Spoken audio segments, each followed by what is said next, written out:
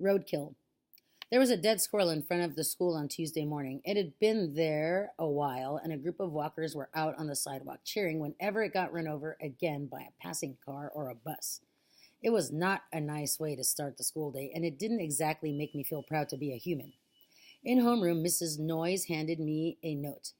Please report to Dr. Trindler's office immediately after lunch and plan to stay there during 6th and 7th periods, which was lousy news.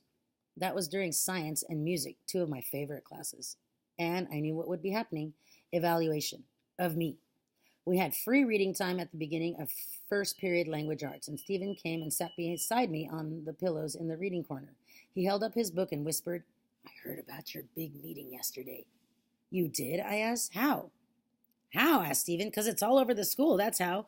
I heard that Jenny Ashton was in the nurse's room after school. She saw Mrs. Byrne take you to the office, and she saw all the other teachers, and your mom and dad.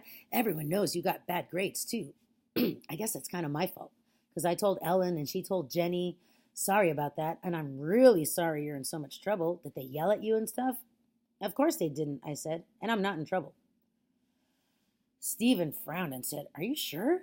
Because my mom would put me in a military school or something if I even got one D, let alone a bunch of them. And Jenny said you were crying when you came out of the office and your mom was dragging you by the arm. What? That's a lie.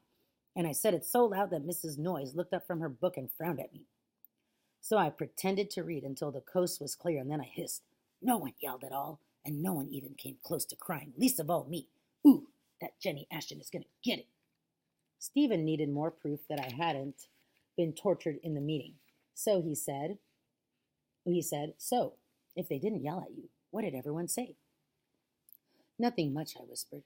My mom wanted to know how come she didn't get any warnings about my D's, and the teachers had to explain why I got the bad grades. It was all pretty stupid. I got bad grades because I did bad on some tests, duh, and now they want me to take more tests to see if I'm as dumb as they think I am. But you're not dumb, Stephen said. Even I know that, and I really am dumb. I pushed him on the arm. Don't ever say that, Stephen. I hate it when you say that. He shrugged. You're the one who always says you have to face facts, so face it. I'm dumb. I pushed him again, and that was one too many disturbances. Nora! Mrs. Noyes was using her soft reading time voice. Either read quietly, or I will find you some other work and another place to sit. Final warning. I nodded and put my nose in my book.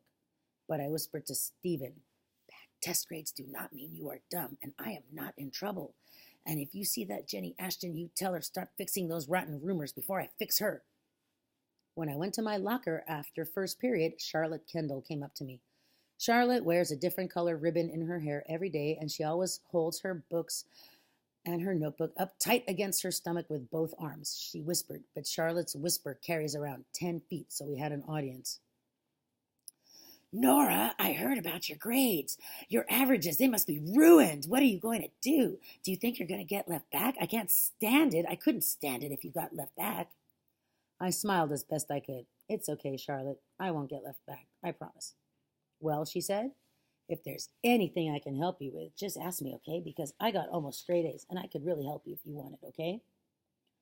I looked hard at Charlotte, testing for acid in her face or her eyes. Not a trace. Only sweetness.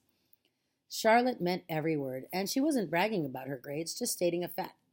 So I smiled and said, Thanks, Charlotte. That means a lot to me. And it did. Charlotte truly felt bad for me. She helped me remember that as far as everyone else was concerned, I was going through a crisis, an ordeal. Because for everyone else, it was an absolute fact that fifth grade grades mattered. My grades make me look like that dead Scirius carolinensis, the squirrel, on the road out in front of the school.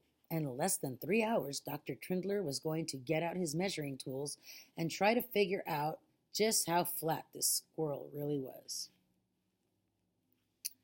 Okay, readers, this is a good time to stop and do some writing.